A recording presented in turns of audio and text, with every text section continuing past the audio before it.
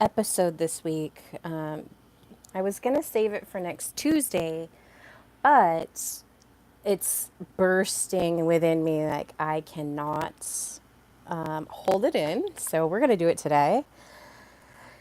And the title of today's episode is 31. My name is Amelie, and I am the host of Soulestic Intelligence podcast.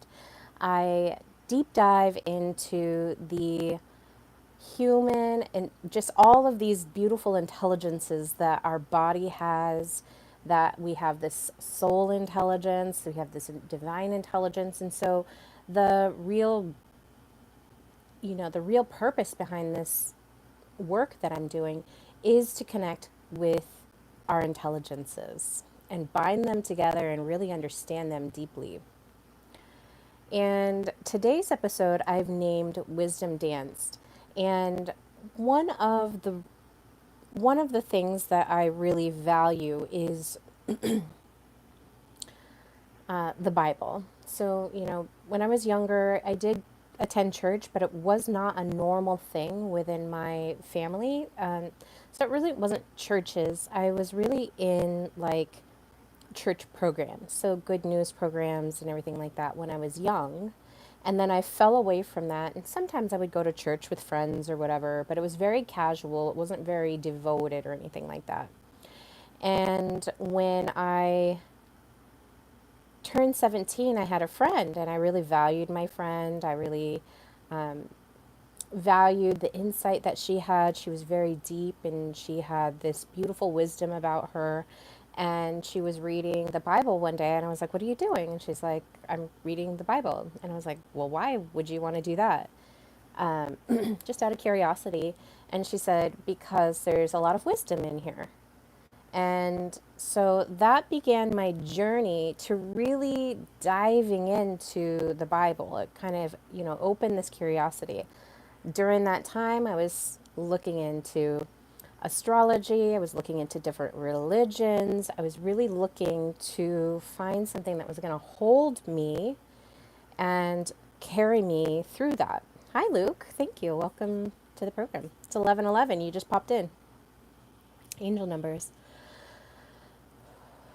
So when she did that, it triggered me to explore the Bible even further. And so one of the first places that I started was in Proverbs, and I wanted to see, what kind of wisdom is she talking about? Now, Proverbs is written by King Solomon, and King Solomon is one of the most memorable kings in, aside from King David and, Jesus, is one of the most memorable kings, like at least top five kings. I would say probably top three, as far as, people talking about him. And King TOB 13, what up? Is that for, are you going to make a, I had somebody do a, what's it called? A Kamar edit? Jamar edit. I can't remember what it's called now. So we're talking today, we're going to be talking about wisdom. We're going to be talking about King Solomon. We're going to be talking about the silencing of the feminine and what that looks like. We're going to be diving deeply into that today. So early on in my, in my youth, in my not I wasn't even 20 yet. I started really reading the Bible, really desiring to know what the thing was. And the other thing about it is I wasn't able to find what I was looking for in churches, and I went from church to church to church, different denominations. I went to Catholic churches, I went to, you know, anything in between. And then I was always in the spiritual section of the library. I fondly remember the Multnomah County Library in Portland, Oregon. Like out, it's like this little corner that you would go into to go to all of the religious and spiritual books. And I would go and I would sit and I would pull all of these books and I would read from them to see if I could seek the understanding there. And, in going from denomination to denomination, so this is not a tear down of the church. This is not a promotion of the church. This is just my experience with it. And I'm leading into something even deeper, so bear with me. But at that time in my life, I was feeling in fear of going to hell because there was this huge hell, you're going to hell message at that time. And this is in the early 2000s. So we're just coming off of this religious right, I think, movement from the 80s and 90s. And so it's just permeated. It's like fresh. They're calling all of this music devil music, and calling out movies and putting explicit warnings on stuff. The truth is never told in some Bibles. Yeah, it's I I hear what you're saying, that it's man-made, but I also think that people can be divinely inspired to be connected. And I'm going to be talking about how that operates and why that works, because it really dropped in heavy to me today, and I was going to wait until Tuesday to really deliver this message, and I can't, like, it's bursting within me, like I have to get it out. So, I had this story of, you're going to hell, you're not redeemable, you're not worthy, you're not whatever the thing is, you're going to hell because you're not saved. And so there was this deep, deep control message from the pulpits of the 80s and 90s that was just drilled deep into my bones. And you're my favorite trans streamer. It's called the Astru. What is the etymology of Astru? Like, where does that come from, the word? So, so I was really looking for salvation. I wanted the salvation that was being spoke of, but I was getting these opposing messages of, how do I get that? Of you don't do anything, and then you have to do things. And so it was hard for me to really embody the whole message of, this is where salvation comes from. And that drops in later in my years, but at this time I'm seeking all of the leaders in these churches, the priests or the pastors' wives, these leaders that they, chose this position of authority to guide the sheep from what I was reading in the Bible. It's called the Aster World is what it's called, buddy. So try not to say hell, okay? The Astor World. But I believe your story, buddy. Okay. Okay, hotcakes. So, this is my experience, and, obviously, like, if you don't want to hear about it, you don't have to be here. There's a lot of things to pay attention to. There's a lot of streams out there, and I'm just dropping in this knowledge that is dropping in for me today. And my story is real for me. And I'm the authority of my life. I'm the author of my life, and this is my story. So when I was mulling this over, I was just feeling really defeated. And so from a soul level, I was defeated. From a soul level, I had no guidance. I had no direction. And I was really struggling with that. And this is like age 18, age 19. And so eventually I would fall away, and I would be in the world and do worldly things. And then I would come back, and then I would just be deep in the Bible, just reading and working on trying to figure out what what is the salvation message here? What is the truth here? And how do I gain that in my life?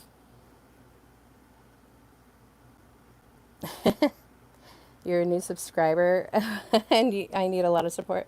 You know what? I appreciate your support, but I'm also not going to be bullied in my stream. Like, if you're going to come in here and try to tell me what to say and what not to say and tell me my story is unbelievable or whatever, like, I don't need that kind of support. And I'm also not going to sit here and argue with you about it. Like, when I say that attention is the most valuable currency in my stream, it doesn't mean that I want attention from everybody. But okay, you do believe me? All right. But uh, I do want to say this, like, if you're going to come in here and pay attention to my stream, then think about what you're paying attention to, right? Like, are you getting anything out of this, or are you not getting anything out of this? Like, we have to think about what we're consenting to and what we're paying attention to. Like, that's like the most important thing. If you ever go away with anything from my streams, is how important paying attention is. Oh, I'm saying I hear what you're saying. You seem like a cool person. Okay, cool. We're all good then. All right. So I would go into the world and I would be of the world, and then I would go into this kind of repentance mode of, oh my gosh, like, I'm in the world and I know I don't want to be of it, and I want to be in this salvation place. And it took a long time for me to figure out how to reconcile that. Nobody was guiding me. Even though I was going to the position in the churches of where people would guide me and be, helping me to really tune into that path that I want to go to. Where you from, though? From New York City. Oh, okay. That explains a lot. New York City has a vibe. I'm in Oregon. I live in Oregon. So when I'm reading, the first thing obviously was Proverbs, the book of Proverbs. And so in Proverbs, it's all this wisdom. It's just dropping all this wisdom. And then I was also into the Ecclesiastes of, the vanity of the world and all that. And those books were written by King Solomon. And so as I'm reading King Solomon's, his origin story in the book of First Kings, the thing that originally struck me was, as a child, he's having this dream. And in his dream, see if I can find my notes here. Hold on. In his dream, basically what happens, and I think dreams are a metaverse. So just put that in your mind. Dreams are a metaverse. What is a metaverse? It's not something that Mark Zuckerberg took, for sure. He doesn't own the word metaverse. The metaverse is something we've already been engaging in. Anytime you go to sleep, you're engaging in the metaverse, in this dream realm is the metaverse, okay? And maybe the dream realm has like multiple metaverses inside of it. I'm not for certain. All I know is when you transform out of your body into another, you know, dimension or realm or whatever we want to call dreams, you're going into another space that's created, which I term as a metaverse. I think flow state is a metaverse. I think meditation is a metaverse. I think that, if you take mushrooms and you have the ayahuasca trip or whatever, that's also going into these other metaverse. And also like DMT, it's a metaverse. So many people have similar experiences by taking these substances and going into certain realms that have their own structure. It's not like our 3D realm. Okay.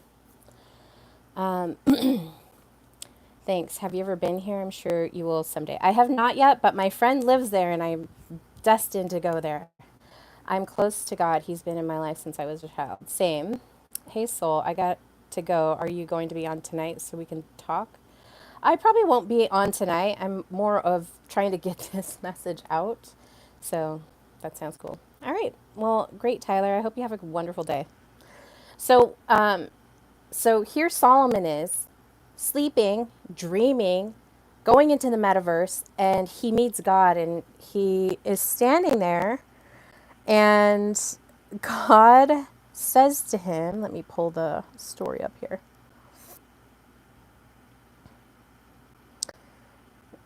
So God says to him,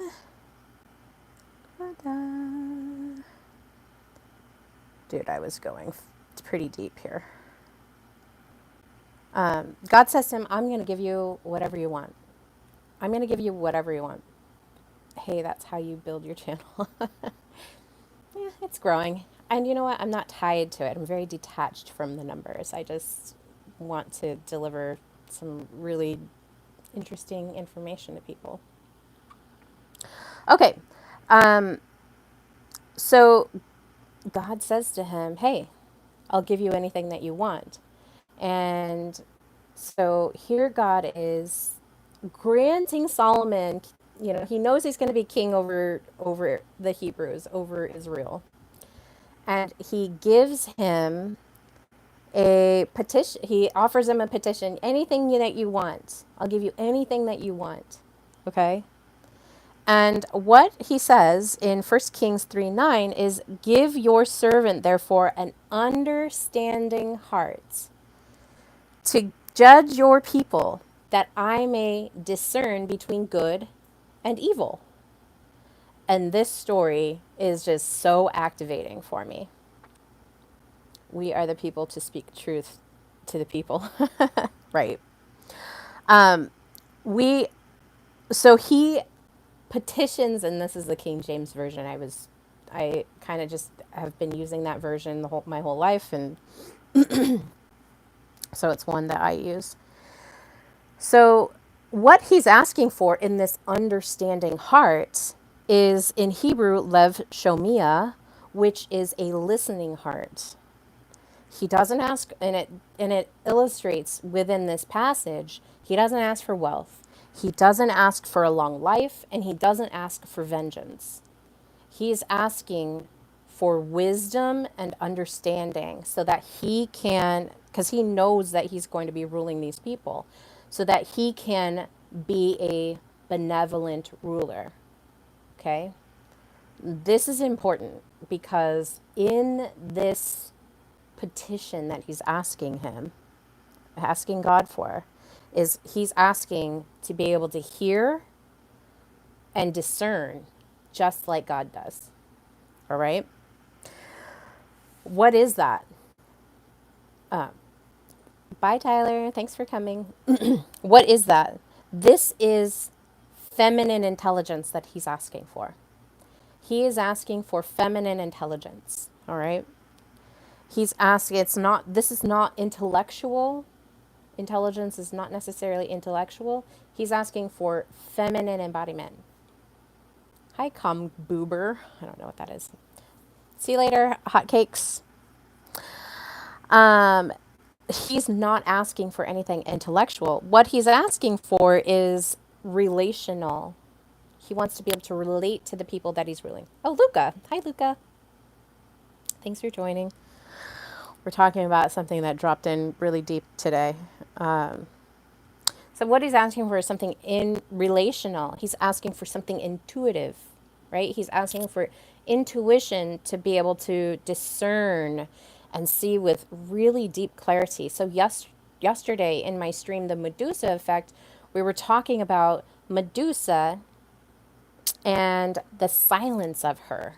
And this is another kind of parabolic story that goes into what we're going to be talking about today. She was silenced, and then she silenced herself. She just removed herself. She was rejected, and so from her rejection, she was just outside. And so many of us are like this, where we don't ask for the wisdom. We don't ask for the understanding. We're not asking for that feminine embodiment, that feminine intelligence that comes when you're able to have connection with others, to be intuitive and see through the whole, piece of the story, to have, to be able to integrate just knowing that something is going to work out or something is not going to work out, or just knowing the situation. So one of King Solomon's greatest stories. Oh, awesome. Well, thank you for joining. I appreciate you. One of King Solomon's greatest stories is the two women that come and the one baby. And so they come to his, they come to his throne and they lay down the baby and they're like, she took my baby. Her baby died and she took my baby. And now I'm without a baby. And so these two women are claiming to be the baby's mother, this little infant. People, please get those likes up for her. Thanks. Yeah. Like and subscribe if you're enjoying this. So in this, King Solomon says, okay, you guys are both declaring that you're the baby. Cut the baby in half and give one piece to each woman. One of the women says, okay, and the other one is like, no, just let her have the baby. I don't want the baby to get cut up. I don't want the baby to die. I'd rather the baby live with her than to die. And this discernment, this edict that he said, showed him in a unique way of how to discern in that moment the true mother, that integrated knowing, right? The clarity of that moment must have been really, I mean, it's one of the most famous stories. Many people talk about it. So he was asking to see what the divine sees.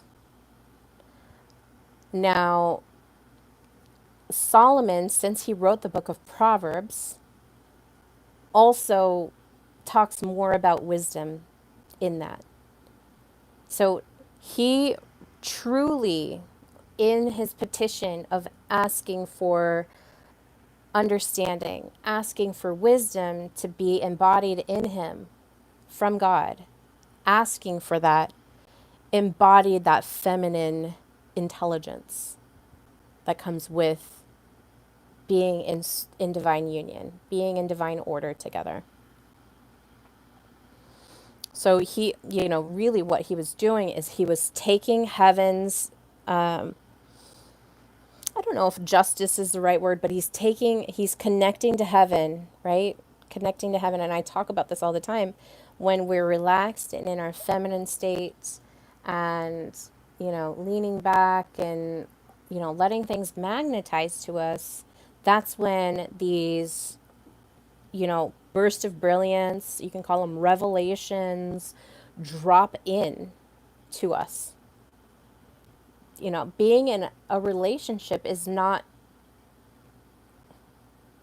let's I'll get into that later. So with this story, obviously it's one of the fascinating ones that so it was the first draw in for me, because that is what I wanted, what I was looking in the Bible for, and really desiring to have also that feminine embodiment, that wisdom and that intuition. And I think I kind of got it. Obviously I'm broadcasting this right now, which is this, it is this, expression of what I'm getting in. I don't know if I'm casting pearls before swine by having it on YouTube, but this is where we're at here. So really what happened, before I got into the story of Solomon, is I was like, okay, well, let's talk about the spirit, because I'm writing this guidebook right now. And, I was talking about love, but then spirit came up. Spirit, and I'm like, what's spirit? So spirit is your soul connection with the divine. It starts there. It is your first relationship. Before you were even born, it's your first relationship. Before your soul is even like engaged in the spark of life to be sent out into this portal, which is now our 3D realm. Before all of that, your soul was like, okay, we're going. We're going to go do this thing. Okay. So, so then I started going on this path of what is wisdom? Where was she in the whole creation of the world? And so in the book of Proverbs, in Proverbs chapter 8, it talks all about wisdom. Okay. So one of the Proverbs 8:22 is the Lord possessed me at the beginning of his work. The beginning of his work. So before creation was done, the Lord possessed wisdom. Okay? At the beginning of his work. Proverbs 8:22. Before his deeds of old. All right? So she has always been there, possessed with the Godhead, in divine order, in divine union with God. And this is all coming from Solomon, who is definitely embodied in his masculine and feminine energy. He had divine union. That's basically what he asked for when he was petitioning in that dream. He was asking for divine union, for feminine embodiment and masculine embodiment to be cohesed together. And then further on in Proverbs 8:30 says, "Then I was beside him like a master workwoman. I was daily his delight," his being God's delight. I was daily his delight. If you're thinking of imagine just having the best relationship that you could have. Okay? Man or woman, it doesn't matter. The best relationship that you can have. Or even think about others that you admire their energy, their cohesion of their relationship. The man has his male duties and he's just completely devoted to his woman. And the woman, she has her duties and she's devoted just as equally to her man. So this combination of the two become one. All right? This is the first mystical union. This is an earthly mystical union that you can feel. You're completely, there's the idea of quantum entanglement, and quantum entanglement is real. They've proven it. So when you're so entangled and you're so engaged with that other person, you become one. And even in the beginning of the, where is it? Let me see if I can find. I'm all over the place. It says, in the beginning, God made them two. Let me find my note here. Genesis.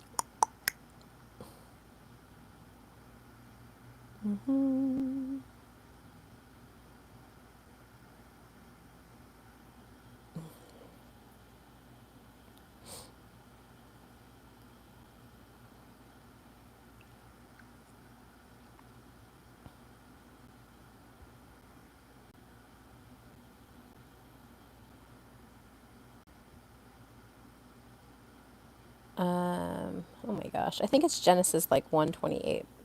But what it's saying is God made them male and female. All right? So the first man was made male and female.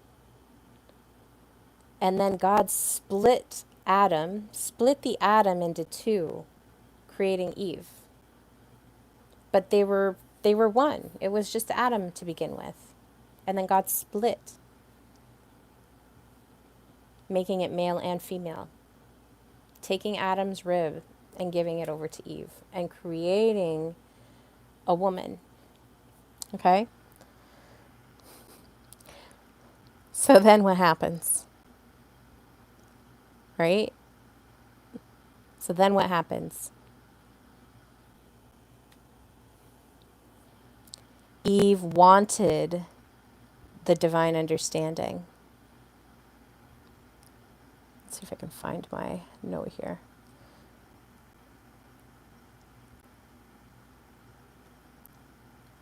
Of that story.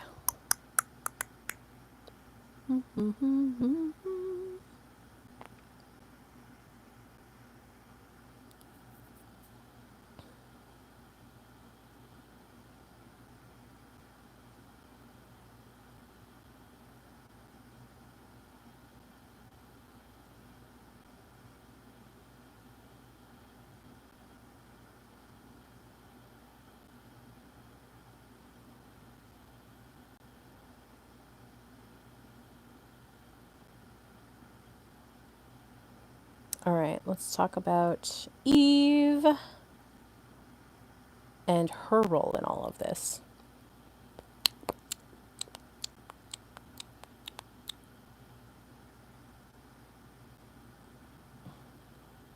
Oh, here it is. Genesis 1:26-27. Let us make man in our image. Male and female, he created them. So that was close. Genesis 1:26-27.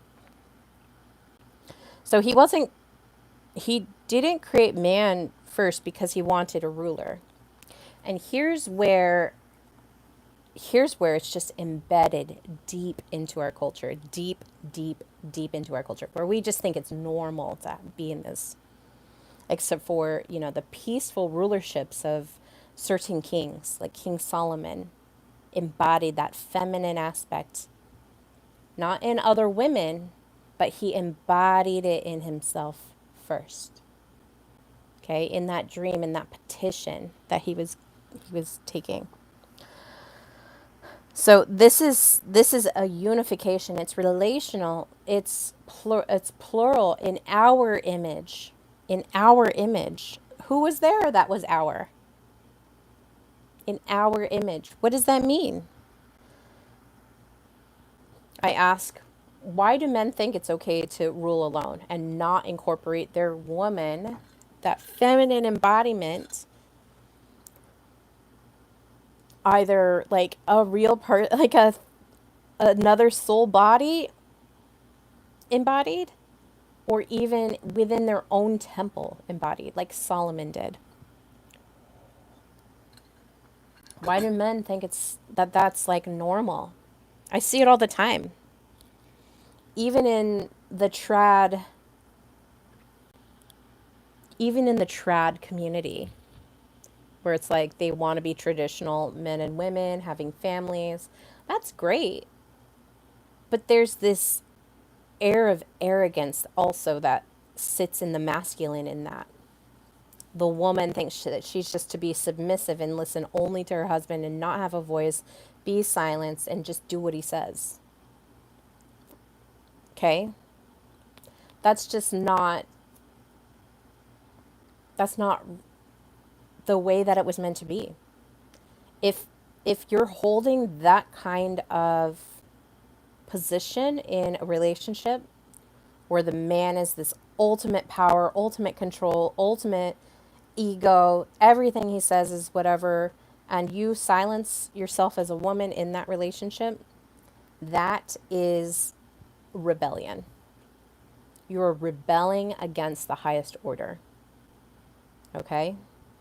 And that's really what's dropping in here. So what happened when, Eve took the apple?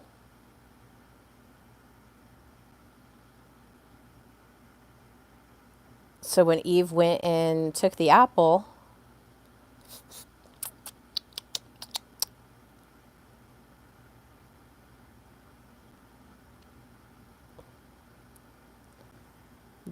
she so in Genesis 3:6. So Adam is split. Now there's Adam and Eve. It's not a big thing that, Adam, Atom, or Adam, are sound very similar. The Adam split and became Eve. But then what happened? So they're just chilling in the Garden of Eden, just living the high life. Um, they're able to just walk around and eat whatever they want, but there's this forbidden fruit. There's this forbidden fruit from the tree of knowledge of good and evil, right? So what happens? In Genesis 3:6, she took of the fruit and ate it. The serpent, this trickster, right? I was talking about the sacred trickster a little bit yesterday. The trickster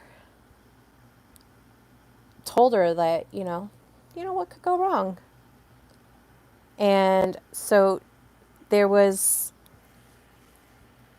there was a little bit of rebellion in that, right?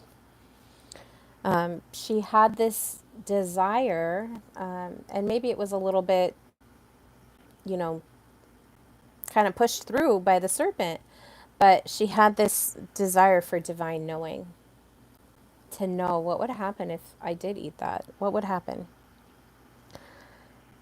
And so Sophia is a Greek word for wisdom. So when you hear Sophia, just think wisdom. It's wisdom and understanding. It's this feminine embodiment from the beginning, and it's just the Greek word. And there's other words for feminine or for wisdom, and we'll get into that maybe. But she longed to know how she longed to know how she longed to know God deeply and acted outside of the masculine order. The masculine order of don't do this. She did it anyways. So she birthed creation prematurely in doing that, the forbidden act of feminine creation. And then they were exiled out of the garden. So Sophia in the Gnostic text longed to know God deeply and acted outside of that masculine order, much like Eve did. So we're looking at these stories as, they're kind of allegories of each other.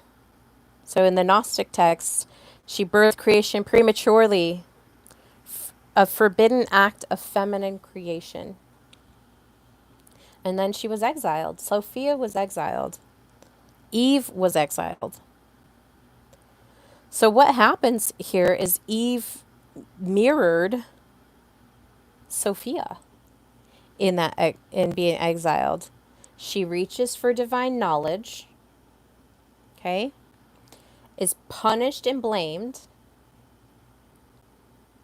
Medusa's sitting in Athena's temple. Athena is the god of wisdom. Sitting in Athena's temple and is punished and blamed for being desirable and being taken by Poseidon. So he desecrates her, and she's the one that's punished and blamed. And then silenced in the narrative as the reason for the fall, Eve. Medusa goes into hiding in her cave, a monster, exiled, excommunicated. So wisdom rejects these women. So this isn't the Eve story in the garden is not just simply about a fruit, right? It's not about the fruit of knowledge of good and evil. It really is this weaponization of wisdom. Silence wisdom, silence the intuition, silence your gut knowing, silence that inner knowing, silence all of it. Silence your wife. She's to be seen and not heard. Silence women. They're crazy. They're hysterical. They're too much. Don't let their chaos show. So these stories, we're looking at the casting out of wisdom, right? Because the feminine is untrustworthy. The feminine cannot be trusted.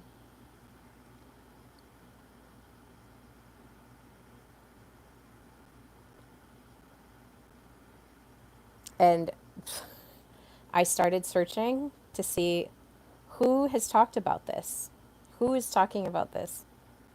And there really isn't anybody talking about it from this angle, which is the source of all of this division and, power structures and control structures and this patriarchal control mechanism that we have embedded in every piece of our culture. It's not just in religion. It's not just in these political structures. It's not just in the family. Like, it's everywhere, even in our own selves. And so, this message that I'm sending you is a calling out to say, embody in that feminine knowledge, wisdom, and understanding. It's don't silence that part of yourself. This is the path of divine union within yourself. It starts within yourself. One thing I had to, so another story. So my truth journey started with an awakening in 2011. I started seeing the power structures for what they were. And I don't know if it had anything to do with 2012 and, the energy within 2012. But so 2011, here I am, pregnant. And then I'm starting to see like the veils are falling from my eyes, like in crazy fast rates. Not as fast as it is right now, but at that time it was just like boom, boom, boom, boom. And so I'm seeing the world for these of like these illusions that we're, working in. And over time, I'm just operating. My first thing is fear. Fear. So in 2011, the things that happened in 2020, I thought were going to happen in 2011.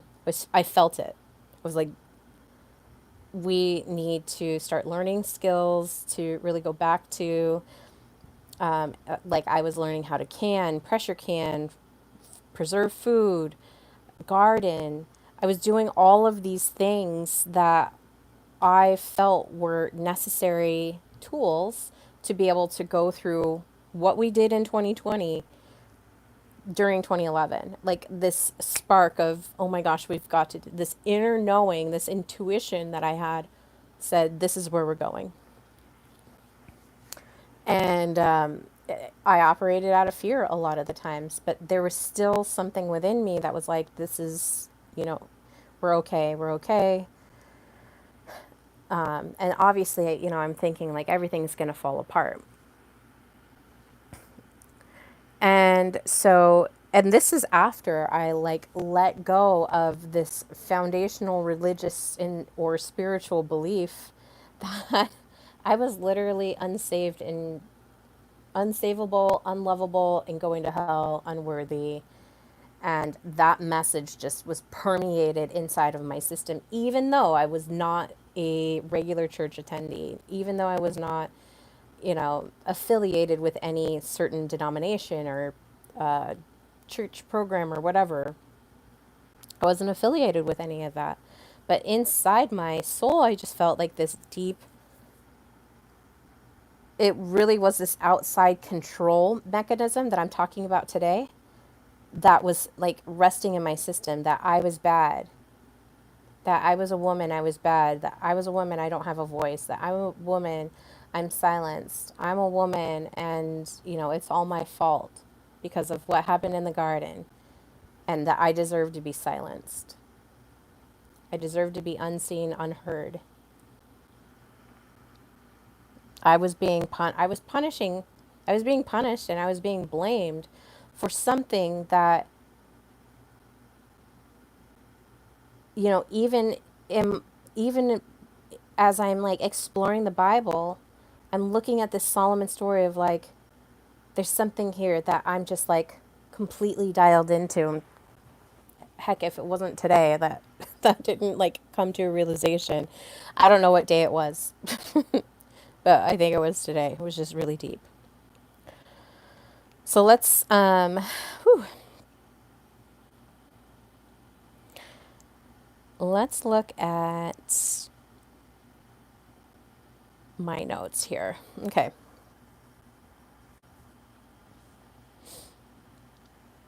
So, going back, so we have this Eve story that's really this beginning of silencing the feminine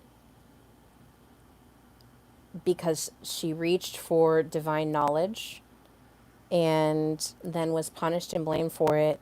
And now here we are, here I am, reaching. Hi, Mike. You're here. We can get started. Just kidding. So, here in this Solomon story, it's like that's my beginning of my Bible, you know, exploration. Really wanting to have this relationship with wisdom, really desiring to have this deep connection to that, not even knowing what it was when I was 18 years old, What was that? Like 2000, 2001. So I'm wondering, like, who is talking about this? So let's talk about what it is. It's not happening in the mainstream church. I went and looked at all of these Wisdom of Solomon, specifically in this aspect of Solomon asking for wisdom as a way for him to ask for feminine embodiment. Okay? He was asking for divine union from God. That's really what it started with. Nobody in the mainstream churches are talking about this. They gloss over it, in fact. It's what he didn't ask for. Wealth, um, wealth, vengeance, riches. They gloss over it. They just tie in, they just dial into that, and that's the message. Oh, here, let me read the passage. Solomon is basically granted any petition that he ever wants. He could ask for anything in his little dream metaverse that he's going into, and that's what they talk about. What he didn't ask for, and then they're like, "Oh yeah," and then he asked for wisdom, and they misinterpret that whole story. There's so much more to dive deeply into, but as I said, our whole world paradigm is built on silence the feminine. Men rule, girls drool. I don't know if that's the thing. But they're not talking about this in mainstream churches. They're not talking about this it's not in the usual theological commentaries. It's not sitting in any of these commentaries. They gloss over it. And there's people that have kind of mentioned it. So, like, if you look at the Apocrypha, hi, love. I love that. If you look at the book, the Apocrypha, so the Apocrypha is not included in, the King James Version Bible that is typically sent out. But there's a book called The Wisdom of Solomon, and he talks even more about wisdom as this feminine entity. So let's look at it. So in Wisdom 7 to 9, she is a breath of the power of God. She taught me what I did not know. Okay?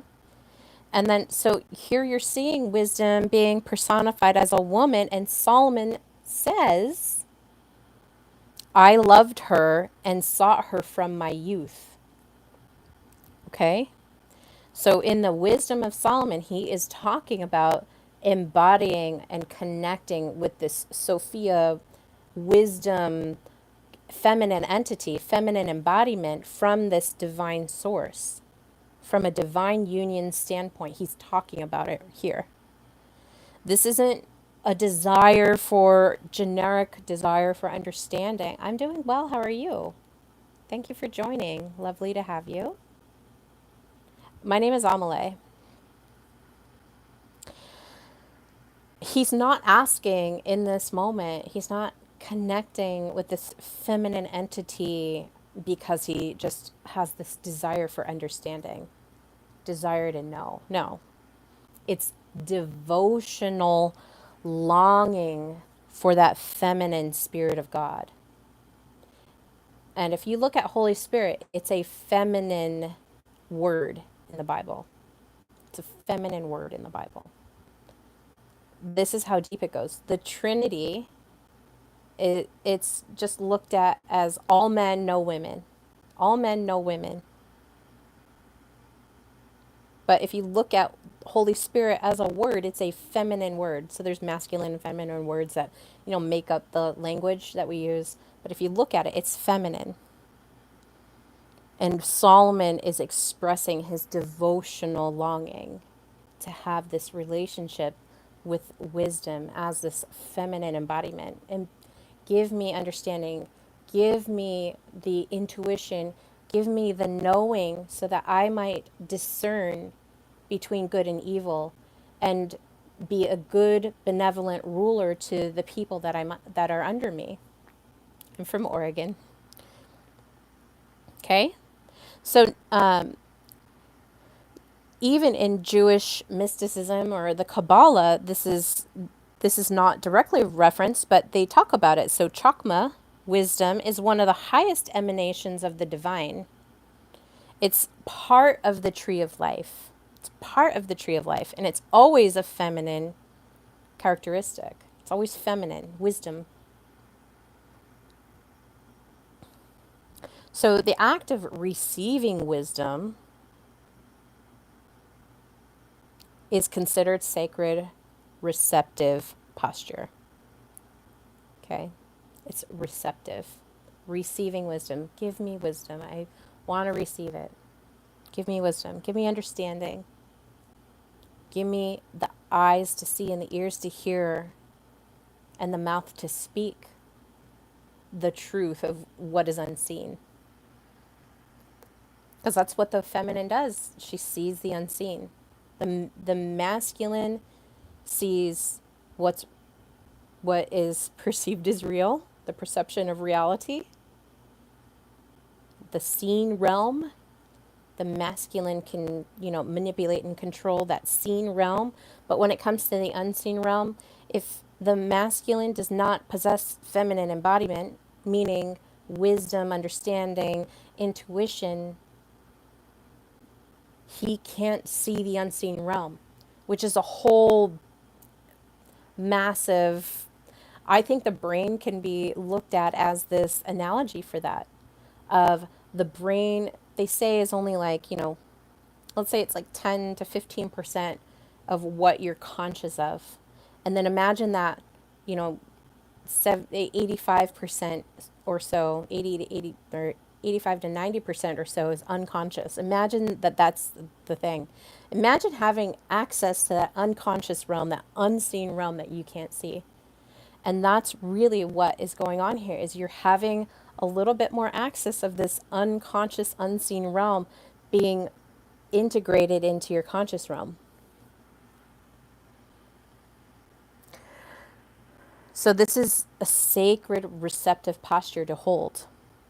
So an inner union with the feminine aspect of God, that is truly what is going on when we're talking about embodying wisdom, of receiving wisdom. Solomon, in these mystical terms, was a king in divine union. However, if you do know the story of Solomon and how it ended and what happened, was that in his old age, he fell away from it. He fell away from it. He fell.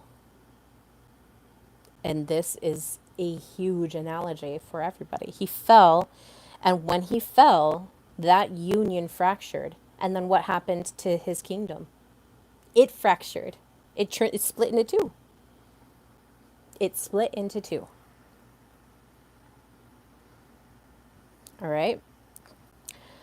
So we're going to look at other early aspects of this. So Philo of Alexandria, which is a first century Jewish philosopher, writing in Greek, uses Sophia to define the Logos, the Word of God, or the order of God. and even calls Sophia the mother of creation,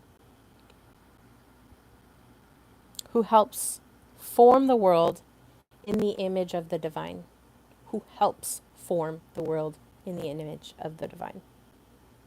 Divine union is not just finding your husband or your wife or your partner in this 3D realm. It's having this inner divine union of yourself.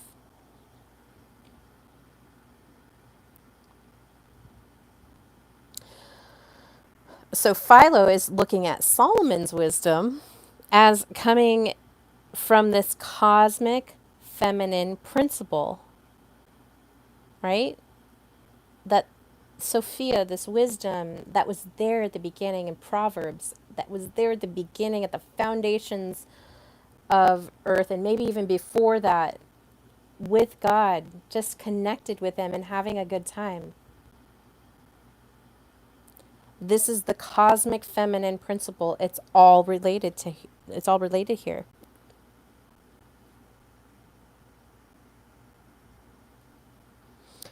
So Philo, our lovely first century Jewish philosopher, stops before like making this a personified embodiment, the Sophia embodiment of the feminine nature of God.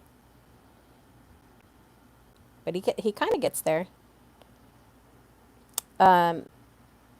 So there's also Gnostic Gospels and some esoteric Christianity, which they look at Sophia as not just wisdom. She's this exiled feminine divine being, capital D. She longs to return to the pleroma, into the fullness of God, and she is the bridge from heaven and earth. So just like wisdom of Solomon, he sought that to rule well. He sought to bring heaven down into his being so that he could rule. And I want you guys to know that Solomon's rule was incredibly peaceful. It wasn't like King David's. King David was constantly on the run, constantly, fighting off these invaders, constantly fighting for, the throne which God had given him, after King Saul had passed away. And even in that, he still honored the kingship of Saul. But he was constantly on the run. He was constantly being pursued by King Saul. And then, even in his older age, he's still like, there's still this like tension. And even when he's like getting ready to die, there's still tension for the throne. Because it wasn't going to go to King Solomon. Not if the other, princes had anything to do with it. They were definitely not going to give up that throne. And so, Bathsheba ends up going and petitions King David and says, "You need to name a king. They're celebrating right now, and you told me that Solomon would be king in your stead after you passed away. You know, like let's set that in stone right now. Like let's embed that in him. You promised that that would be the case." And Solomon was a child that was born out of wedlock from adultery, but he's still in this divine lineage of Jesus Christ. Even though in the end of it was all peaceful when Solomon was ruling, but in the end, he fell away from wisdom. He fell away from his divine feminine embodiment that he had from a young man, a young prince, up until, he started falling away and started, to let go of that embodiment that he had, that divine union that he had. All he had to do was hold that, and it would have been, there would have been much more peace in his lineage. But because he fell away from that, it split his kingdom, and then it was like battle after battle after battle after that. If you read the book of think it's Chronicles. You can go in there and there's like, and then, this king was crowned, and then he felt he was evil and did evil in the sight of the Lord, and it's constantly that over and over and over. And then sometimes there will be, oh yeah, and then there was king whatever, and he did good in the sight of the Lord, and blah blah blah, and it's just this like, not very many people did good. There was a lot of people that did bad, and so you're looking at the transfer of kingships, and God didn't even want to have the king, this kingship, but the people were demanding it. The people were asking for it, and God was like, I don't want that, but if that's what the people want, they're going to suffer under it. They're going to suffer under it, but give them what they want. Okay? So, this Sophia, this wisdom embodiment, this exile feminine, divine, started from the beginning. And now, one of my questions I asked is, why, let's see, is why do men think that they don't have to rule with this divine feminine? Right? Men think that they could just rule alone. They don't need women. The woman is exiled. She's silenced. She's excommunicated. She's crazy. She's too much. She's hysterical. And the way that men treat women right now it's like started in the garden, if that's the beginning creation story that you want to believe. It started there.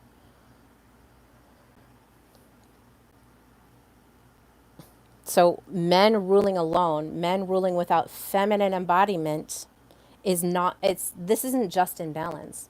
There's so many women that go out, there's so many men and women, I should say, that go out and they protest. And yeah, they have a right to go out and do that. They have a right to go gather and protest and this and that and blah, blah, blah. But the real thing is, like, you have to be in your own temple, in your own inner sanctuary, engaged in both a masculine and feminine embodiment for a divine union within yourself. Once you do that, then it goes to your children. Your children feel it. Your partner feels it. Your spouse feels it. They feel it. That harmony, the inner workings of your energy together, because that's what it is. It's this divine connection. God had it. God is perceived as this masculine, doesn't have a woman by his side, but that's not true. Sophia wisdom is there at the creation, at the beginning, dancing and laughing and enjoying the things that they're creating together. She's birthing this knowing, she's helping birth this world with God. And so when God created man, and he said, let us create man in our image, not in my image. He didn't say that. Let's create man in our image. And he made them male and female. He created all of the, animals, male and female. Okay? So you're looking at when men are thinking that they can rule alone, or that they can just posture and control and silence and reject and abandon the woman by their side, and thinking that they're the only ones that have the voice in the relationship, that's a rebellion. They're in rebellion against God. They're in rebellion against their own inner temple. There's a rebellion happening. And it's happening everywhere in everybody, unless you are in divine union within yourself. This is not just simply an imbalance. This is the core issue of the world's ails in the moment. This is a spiritual insubordination, rejecting and silent.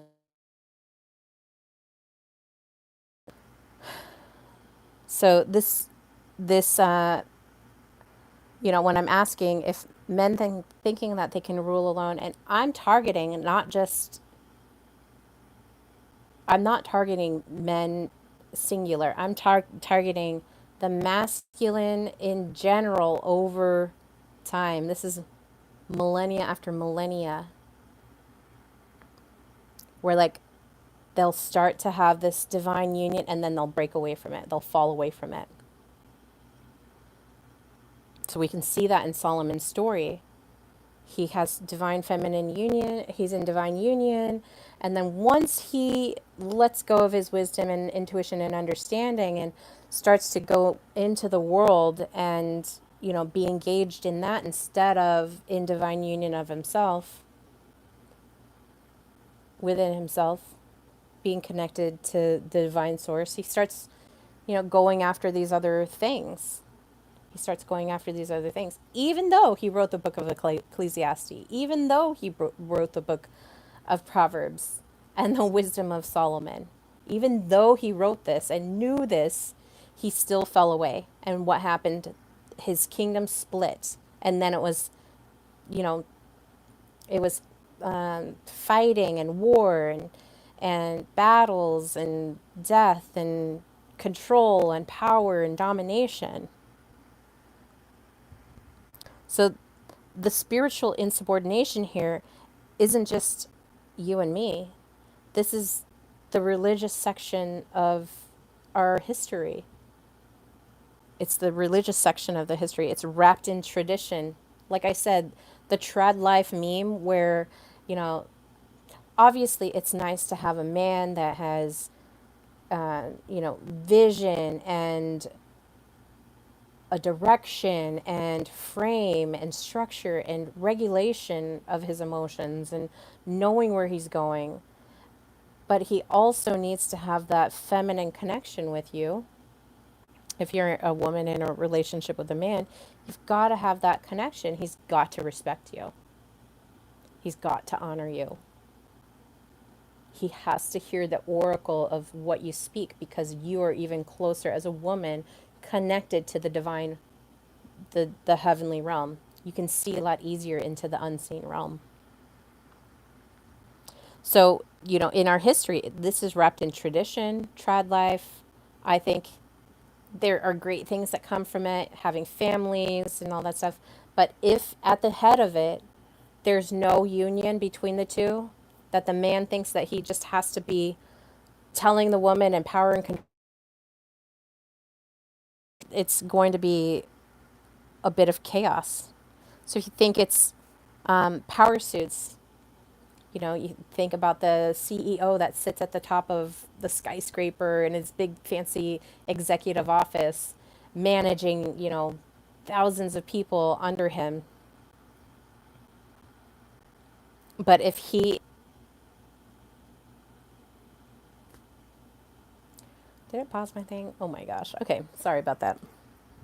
But if he thinks that if he's sitting at the top of his organization and that he can just avoid a relationship with his counterpart that he's chosen to have a union with, because deep inside of himself he doesn't have a union within himself of that feminine embodiment, it's going to trickle down. It's just like Solomon. Like if when Solomon broke away from that feminine embodiment, all hell broke loose. But when he had it, the Queen of Sheba, she rose from the south to come and listen to the words, just to hear the wisdom that was coming from him.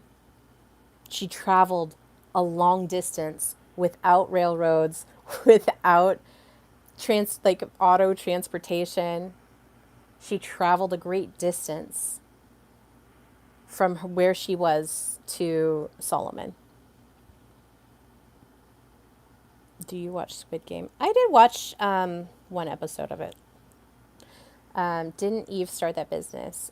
So I did talk about Eve and it was her reaching for the divine knowing. However, is it right for the man to say Eve did this is where it's permeated in our consciousness. This is where it's permeated, where Eve reaches for the apple, does the forbidden fruit, there's this great fall, and then because of that, now men say, because Eve did that, now women are silenced. Because Eve did that, don't listen to a woman because she's going to trick you. When in reality, the man knew, the man knew. So she goes and she gets divine knowing from the tree of good and evil, of the knowledge of good and evil. She goes and gets that. And then she brings that fruit to Adam. He knew. He knew what that fruit was. He knew it was forbidden. And he ate of it anyways. And he tried to blame it on the woman instead of taking motherfucking responsibility for himself. And she blamed it on the serpent.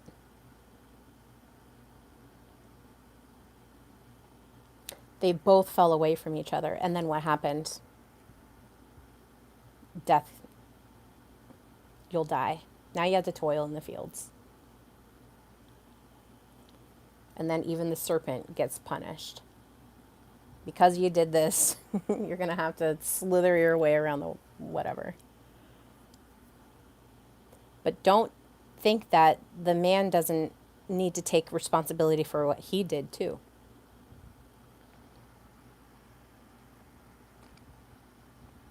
All right.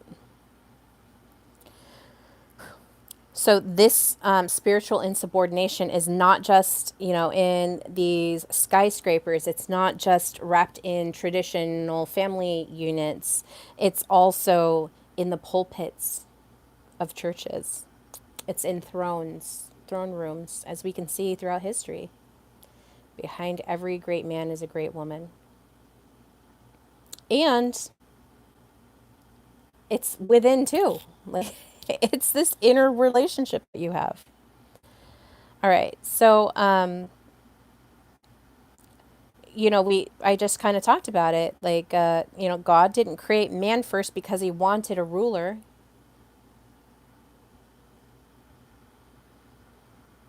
He created both male and female in the image of the divine, a plural relationship. The masculine was never meant to rule alone. And if you believe that that's true, rebellion against divine order. The masculine was meant to act, to serve, and to lead in harmony with the feminine. Harmony with the feminine. The feminine is the receiver. She's the nourisher. She's the embodiment of wisdom. She's the one that can see as an oracle into the unseen realms, take that from the heavenly divine and speak it to her masculine counterpart, to share that information so that he too can have what Solomon had, that feminine embodiment. But it doesn't say, it says act, serve, and lead. It doesn't say control, silence, and dismiss. Without her, there is nothing. I mean, and you can be a single man, but you still want to be connected into your divine feminine embodiment. And this is where I think this is where a lot of people get it confused, because they'll date thinking, so a man will date a woman thinking, if I have a little bit of her power, then it will complete me. External validation.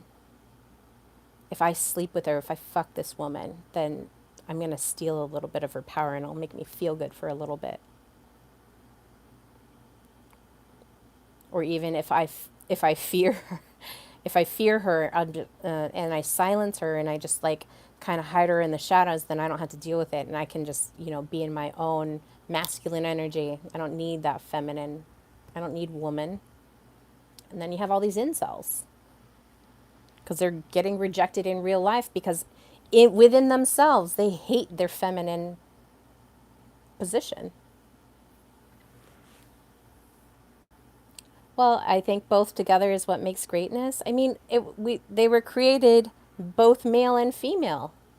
We have male and female within ourselves, each and every one of us as a soul being.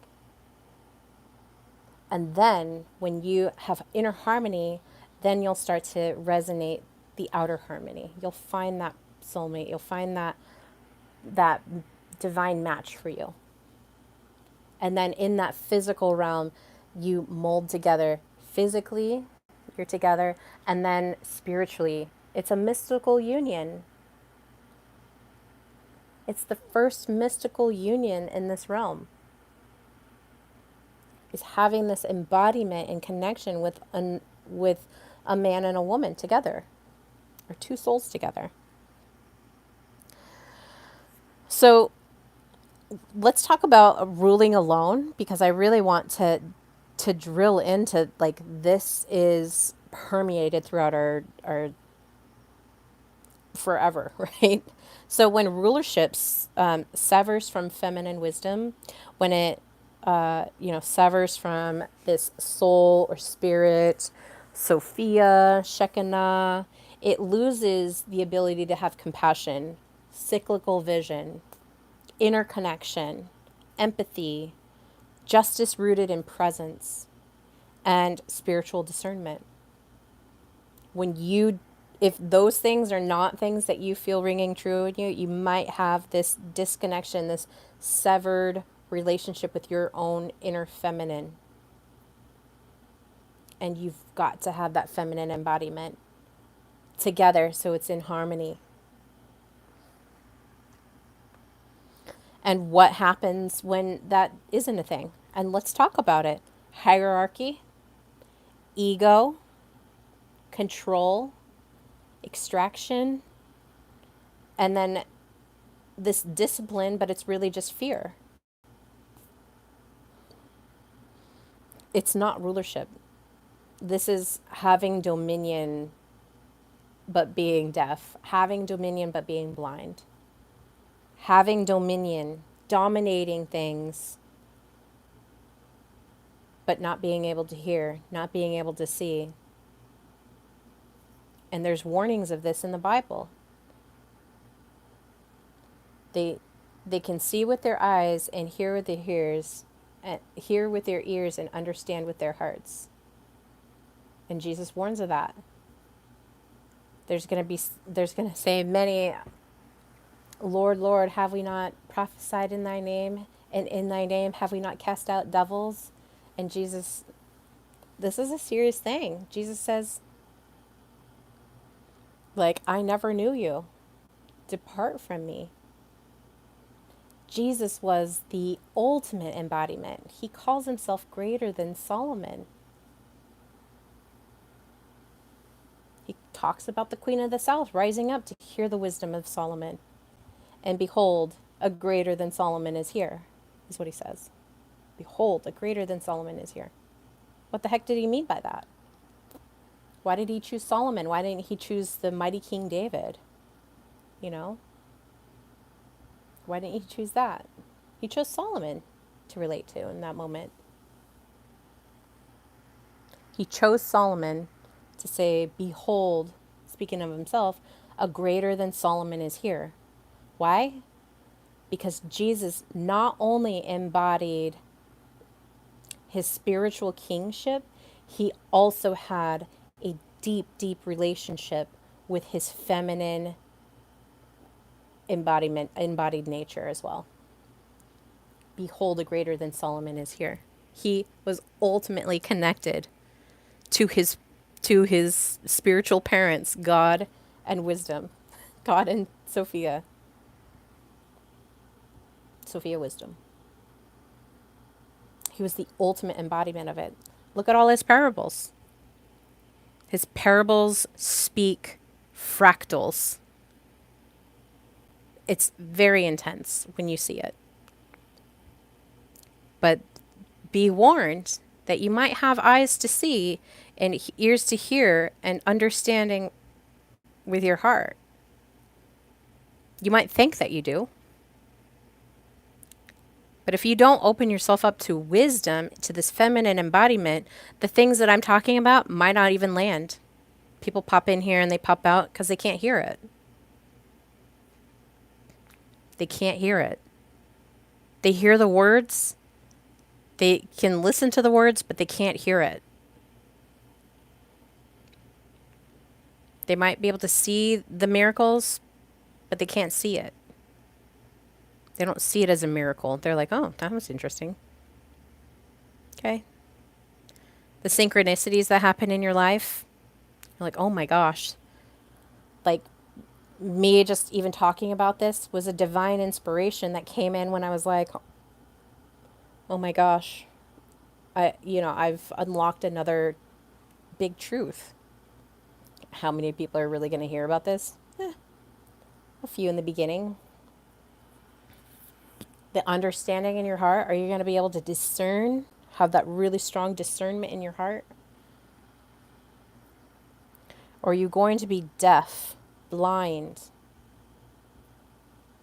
and heart to heart?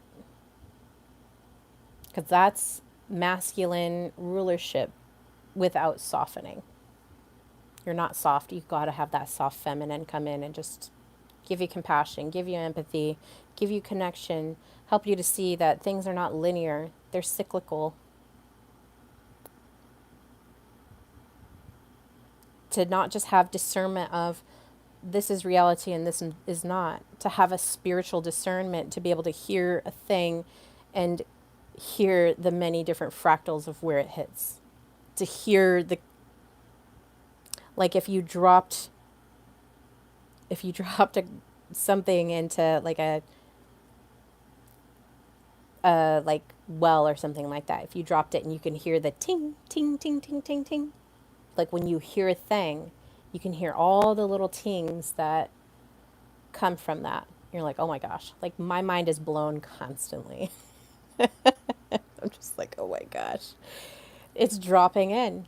It's dropping in. It's crazy. It's, I don't want to say it's crazy, but it's just, it's a wild thing to experience.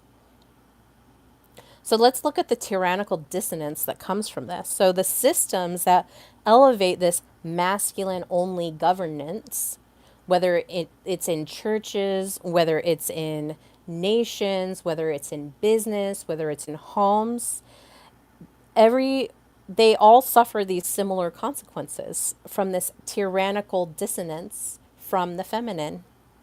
It's disembodied logic with no love. There's no love. Now think about working in a corporation where there's tons and tons of people, or being in a nation where there's a lot of people in that nation, and they don't embody the logic. They don't embody that knowing, and they can't do it in compassion and love. There's so many people out there that are protesting, that are, engaging in these rise up and trying to get everybody on their team, and there's something wrong with the system. There's something wrong with the system, and they're like trying to do this external fix it of the problem when really it's an internal problem. It's an internal problem because you don't have that embodied connection, because it's rooted in all of these institutions. You get this structure without soul. Like, we want to have a framework. We like to have that. This masculine gives us this really nice framework. Like I say, it's like kind of giving you the grail, the cup that the feminine liquid can go in, and, it can be different kind of things that you're drinking from this chalice. But if you just have that, it's empty. It doesn't have any soul. If you don't have that feminine embodiment, you don't have that soul. You don't have that unique energy to come and help you see things from these multiple different positions that you can see things from. The doctrine without revelation. Now, early on in this episode, I was speaking about going to these different churches and really looking for the revelation, which is just another word for truth, the truth of how do I become saved? How do I get rid of this chaos that I'm feeling inside of my soul? I feel chaotic. I feel like I'm cursed. I feel like I'm going to hell. You know, at the time that was a big thing. It's since gone away with the data collection, but we can get into that later. But it had there was doctrine there. They had a system that was set up, the church system. They had the doctrine, but they didn't have the truth in it. And I could see that they didn't have the truth. I wasn't getting the information that I needed to hear. And it was really sad. It was a really spiritually terrifying, fearful moment that the place where I should have spiritual rest, to have spiritual calm, couldn't provide the calm and the rest for me. In fact, it kind of hindered the self-worth aspect of my being, because they're the ones that are saying you're going to go to hell if you're not saved, but then they don't even have a path of how do you get redeemed. Well, you just say these words. Well, I've said those words and it hasn't done anything for me. So that doesn't work. There's something more here. And what it is you've got to have that inner divine union with yourself first. The other thing that this tyrannical dissonance can create is protection without intimacy. So when we look at that trad life movement that's going on, it's like the man is above the woman and she's submissive and silent and doesn't whatever, and he's just up here like making all the decisions and controlling and is the power of the structure, which was embedded in our community, into our system for a long time, right? It used to be that a woman couldn't start a business unless she got a signature from her husband that it was okay to have a business. In fact, in my city, the sister city that I'm by, that recently happened. This woman had moved from another state to the city that I'm in.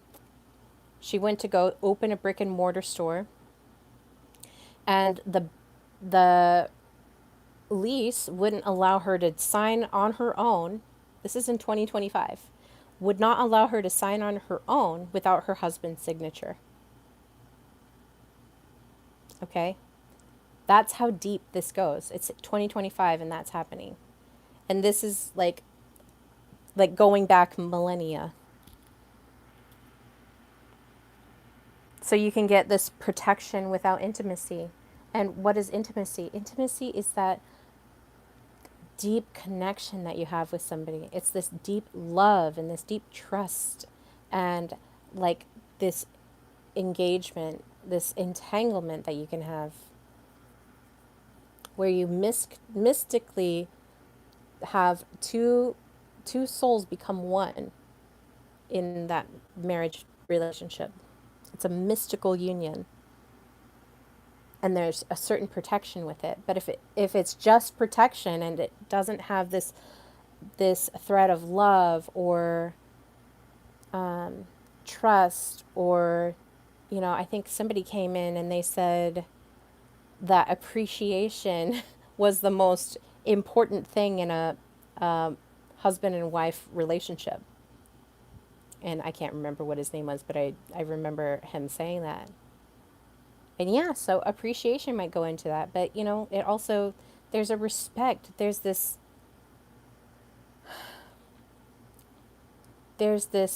you love that person so much that they're a part of you. You know, love your neighbor as yourself. It's not giving yourself up. It's not people pleasing. It's not like almost being there. Almost being prioritized, almost being chosen, almost being loved, like I talked about in the last week. This is deeper than that. It is You love each other just as much as the other loves you. That's intimacy. That's shared intimacy. The fear of intimacy is thinking like, oh, he almost chose me. He almost prioritized me. He almost. Or she almost meets the standards. She almost is connected to me. I almost can share all of me with her. No, that's not it. You're able to be wide open, like you share it all. It's all on the table. This is me. In my good and my bad, this is me. In my strengths and my weaknesses, this is me. And you both do that in this beautiful divine union. That happens on the inside too. You've got to be connected to that feminine divine nature. And the other piece of is authority without trust. So when we're looking at, trust is very, very important. In fact, as I look at, if I am with somebody, I have to trust them. If they start to do things that make me question or flag my ability to trust them, I can't be intimate with them. Pure and simple. My emotional body shuts down. It freezes. Hell freezes over. And there's nothing like they say, what do they say about a woman's scorn? Whatever the saying is about a woman's scorn, right? A woman scorned is like one of the worst things that a man can experience because she shuts completely down. Hell hath no fury than a woman scorned, is what they say. You'd rather be in hell's fury than be around a woman that is scorned. Yeah, there we go. A woman scorned. But here, what we're talking about in our society that we've accepted because it's just always been that way is having men accept this rulership alone, thinking that they can do it alone, that they don't need a woman, that they don't need that muse energy, that they don't need that, that chaotic woman that is like just so connected with this divine world, this divine realm, the unseen realm. If they don't have that woman around, they don't have that je ne sais quoi. And it's like pushing a woman away. Like that's a popular saying for a long time. Hell hath no fury like a woman scorned. But men constantly silence and push away women out of their power engagements when in just that one phrase they're like, we don't want a woman scorned. I don't want to live in hell or in a thing worse than hell. And that's obviously, I don't know, I don't think that hell is a like a place that you can go to, but it's a place you could definitely live in this lifetime. You can experience hell. Okay, so what follows after this elevated masculine only governance, right? If masculine only governance is the thing, what happens? Burnout happens. You collapse. It's just a frame. There's no soul in it. And then when it's soulless, demons can go and enter it. Revolution, revolt against systems can happen. America was birthed in this revolt against the British government, the kingship, King George. The French Revolution, again, revolt, revolution. Abuse happens. I don't think it's surprising. It's not surprising to me right now that with the rise of the digital age, the rise of this really logical masculine technology energy that is being like built and expanding on this really rapid rate, it doesn't surprise me that like mental health is going down because it's almost this form of abuse that you're just accepting, as we always just have this masculine only governance. So thinking that the AI is going to take over is thinking in this old, broken, rebellious, spiritually rebellious way that masculine only governance works. It freaking doesn't. It has not.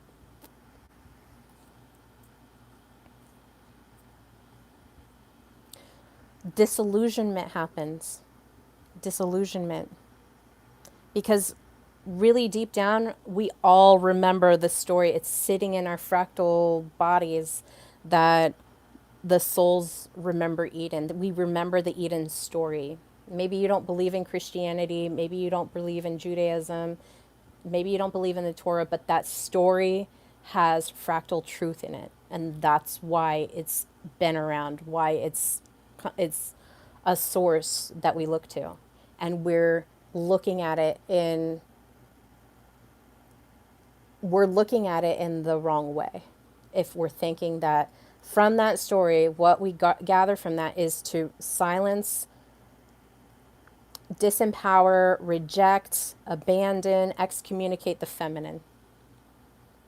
If that's what you take from the story, that's why we have revolution. That's why there's abuse everywhere. That's why people are so disillusioned. They don't know where they're going. They feel chaos in their system, like me when I was, 17, 18, 19 years old, just seeking to have a little drop of water to calm my soul down. That's disillusionment. And the people are experiencing that at a really high level right now because it's just everywhere. And well,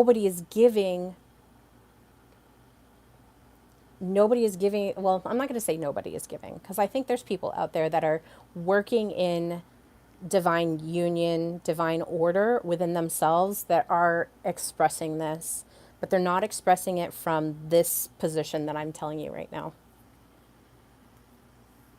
Our souls remember the story of Eden. And the way that we interpret it is the way that the churches have been interpreting it, that have been masculine only governed for millennia.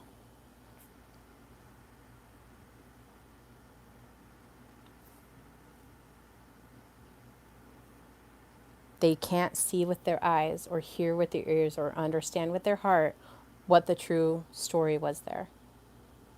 Now, not everybody, but for the most part, mainstream churches, they regurgitate the same Eden interpretation. Okay? In rulership, you have a king and a queen, and they're king and queen for a reason.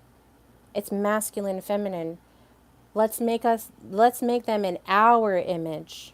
In our image, male and female. What was God saying there?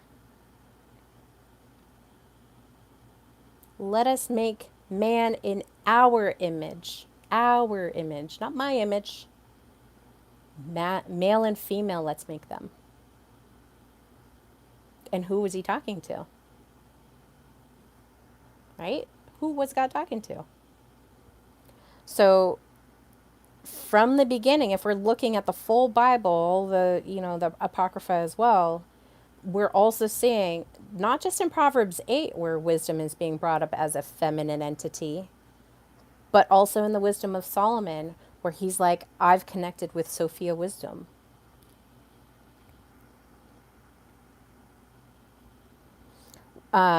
Because of the burnout, collapse, revolution, abuse, disillusionment, deep down, we are remembering what happened in Eden. We're remembering that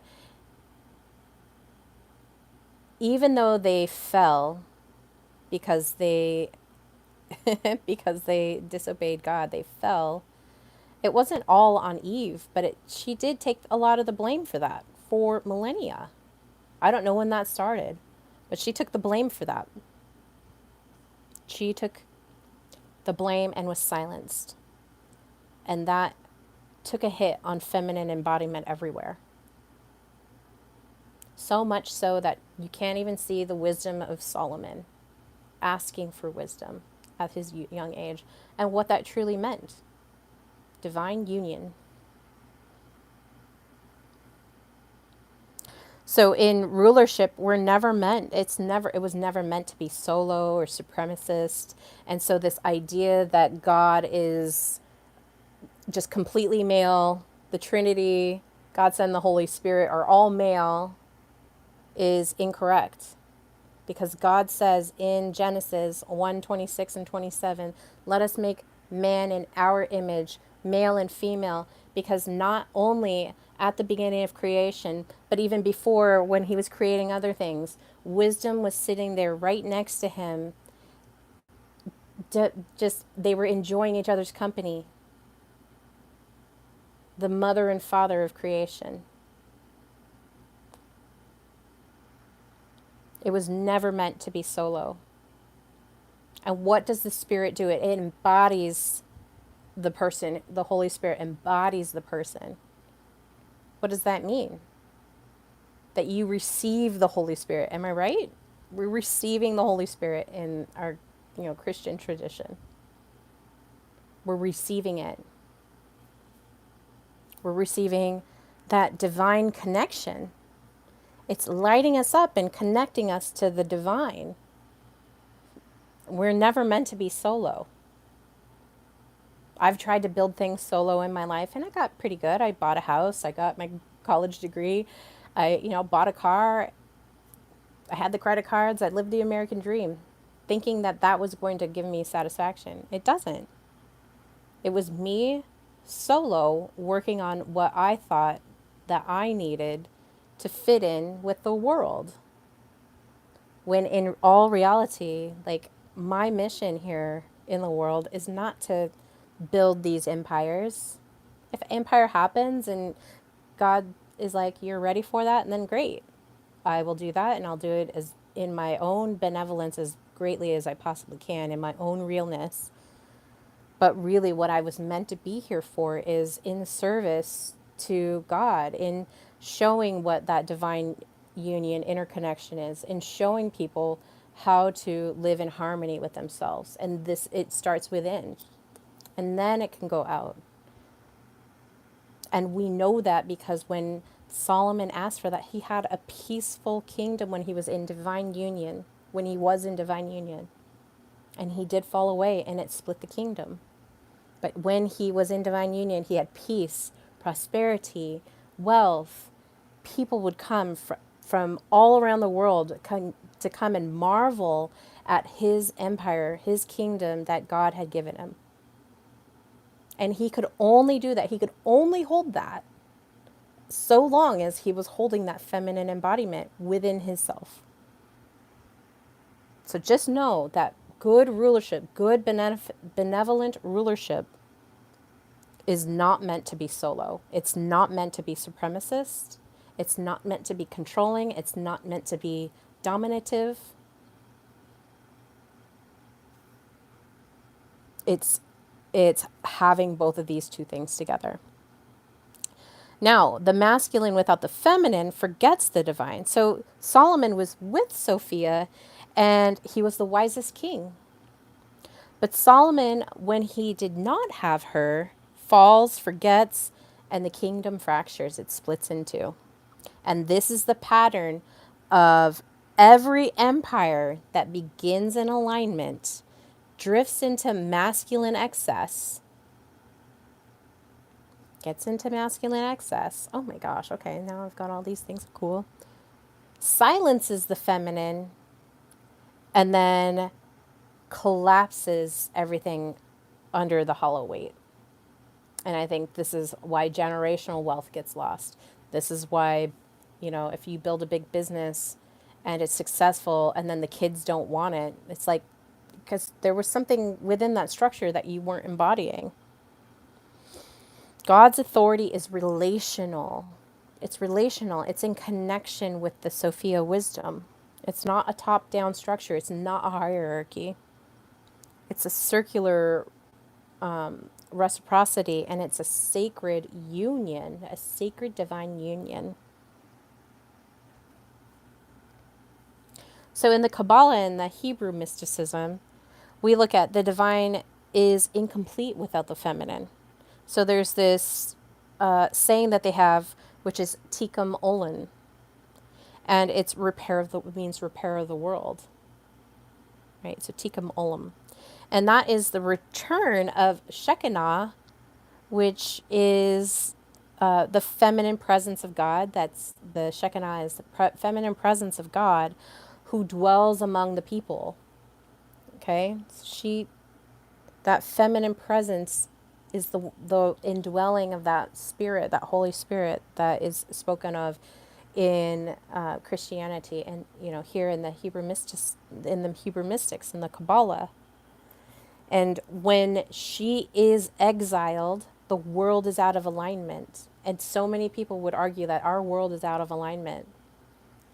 Trump this, Joe Biden that, Macron. I can't think of any other world rulers or world leaders. But we've got all these world leaders, and everything feels out of alignment.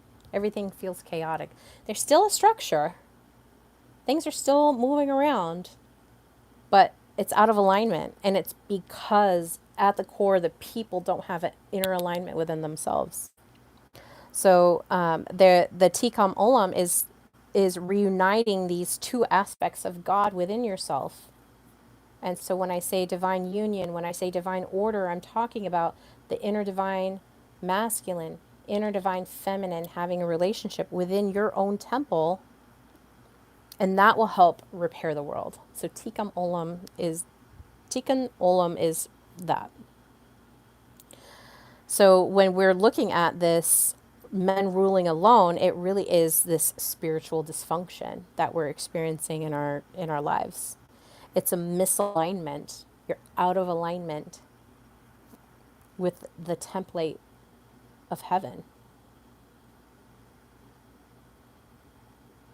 And when you're in a divine union and you're in a relationship with somebody that they're checking off all the needs, and you have trust and intimacy and love and appreciation and a respect for each other, knowing that together you guys can create even bigger, bolder, larger ideas because you guys are working in union with one another. This unity. She respects his sight and he respects hers. He has a certain sight that he can see in the world, and she has a certain sight that she can see in the unseen world. And together they pull all that together, and then they have this beautiful union, this heavenly template of divine union order. So the misalignment is going to create tyranny. You're going to see tyranny because of that misalignment. You're going to see dissonance. Cognitive, nation, churches.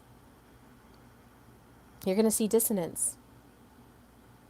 And what happened in the denominational churches? Martin Luther tapped his theses on the Catholic door, and then all of a sudden we have all these denominations. And when there's dissonance within the church, they split and they create another denomination, or they create another church. And then when that happens, they split. And so if you look at even just the Protestant churches, you see tons of denominations because there's dissonance. They have no unity within their church. And so they split. Some go to this side, some go to that side. They split. And that's what happened in Solomon's kingdom.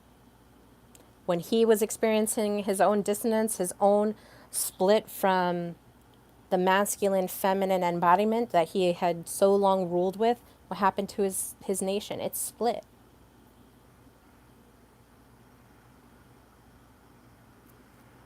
And then the other thing is this misalignment creates a spiritual famine. People like me going, and I'm like, I just want I'm just like Lazarus. I just want a drop of water, a drop of that spirit, a drop of that spiritual truth on my tongue, just to feel a little relieved within my own soul, because I'm famished. I'm in famine. And that was me when I was like 17, 18. Now I feel rich. I feel good. Not all the way complete, but pretty good. I'm on the right path. So, what am I doing in my work here when I'm sharing this information with you? Really, what I am is like this midwife of this new idea, this new creation that is going to be coming out of into the world. I'm merely a midwife. I can't take credit. I can't take responsibility. I don't take any ownership. I'm merely the vessel. I'm like a midwife delivering this information to you. I'm midwifing, and some other people are too, the return of this divine union. And I'm giving you the core of why it's happening, because I see it so clearly. And I hope that this lands for people. But so every time that I work in the service of God, it is in the service as a midwife to help bring this divine union into existence so that we can have this tikkun olam, this repair of the world. Because I know for a fact it starts within our own beings, it starts within our own souls.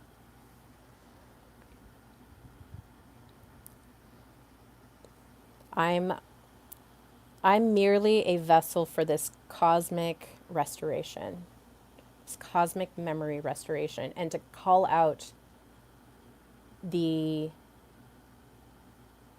the misinterpretations. I'm just being used as a vessel because that's just my role here, is to help correct it.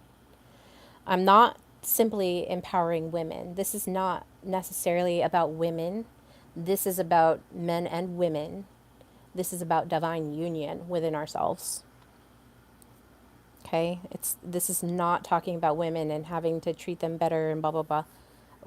The way that we treat women is the way that we treat our own feminine embodiment. So if you treat women and you're mistreating women, you're probably mistreating your own feminine embodiment. So take a look at that. How am I treating women? Do I treat them respectfully?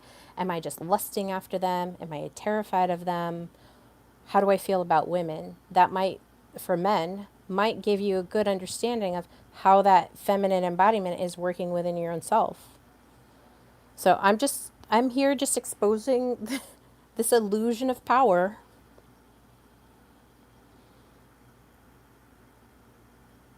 And that power has to separate. The king doesn't rule alone. The queen is not just this ornamental figure to be looked at and desired and stand in the temple like Medusa did. She got punished and shamed because she was unguarded and she was ornamental. She was just this virginal goddess maiden type figure sitting in the temple of Athena, who is the goddess of wisdom.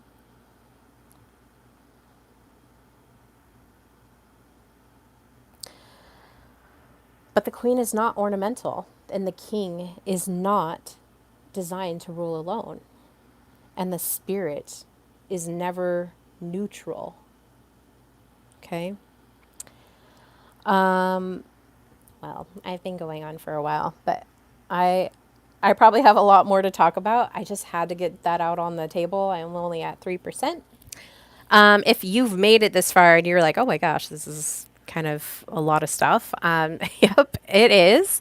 My name is Amelie, and I am the host and founder of Soulestic Intelligence, and this is the Soulestic Intelligence podcast, bringing you an extra juicy topic this week on wisdom and how wisdom is so important as part of feminine embodiment. I brought some stories in. There's more stories. I might do another little bit later, but I am. Woo! Oh, you got a little crown, number 3. Heck yeah, bruh. But this is a just a calling to remind you that feminine embodiment is important in your daily life, and that if you don't have the feminine embodiment, if you're a woman that doesn't have it, that you're a man that doesn't have it, and you're wanting to sink in a little deeper into it and maybe have some one-on work done beyond this broadcast, please reach out to me. I have, one-on-one sessions that I offer that we can sit and talk about that. I'm also, as I'm working on my guidebook, this stuff is coming in, and so I'm sharing it so that I can get it out, and it helps me to kind of categorize it a little better when I speak about it. And then it leaves a little vlog for me so I can go back and like, oh my gosh, I remember. Okay, we were talking about these things. And I might do a part 2 next week. We'll see how far I get into it. I might have to do another thing. But thank you guys so much for watching me. If you want to support me, you can go onto my Buy Me a Coffee, and it is linked in my profile. And send a financial donation, an exchange of currency if this was really valuable to you and you're getting a lot out of it. Just that, the exchange of currency, the exchange of energy is important for you, especially when you're listening to my divine feminine oracle state as I'm flow stating all of these ideas and dropping them in from the heavenlies. Like, this is how it gets delivered to you. And I'm hoping that this lands for everybody and that it is inspiring and that you get a lot from it. But if anything else, please make sure you like and subscribe. And I hope that you have a wonderful rest of your day. Take care and cheers. Bye. Bye, Mike. Gonna catch it from the beginning. Whoop. All right. I'm excited to hear what you have to say. All right. Take care.